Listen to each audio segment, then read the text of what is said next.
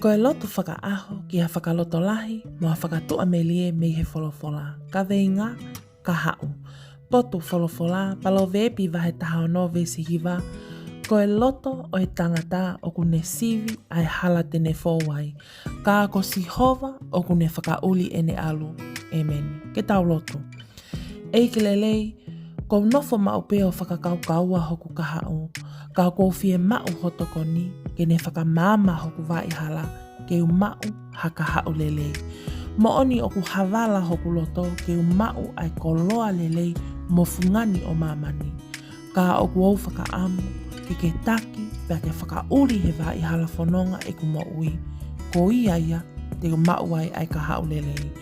Whakamalo atu ho o whakakaukaua maupe hoku ka hau, koe ahoni te mui mo talango fua ki ai. I ho wawhape sisu kalaisi o koe hoku whakamoui. Amen. Whakamalo atu te koe o ku ke kau mai ke ta loto hufia he hoani.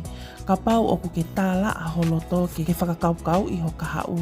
O ku iai ai eiki ko sisu kalaisi tene tokoni mo whakamama ho hala. Koe whaunga, loto ki ai he whainga mali ko toa pe ho mo ui pia e whakaai he eiki ho ngahi whia mau. Don't forget to subscribe for daily prayers of hope and encouragement from the Bible. Thank you and God bless.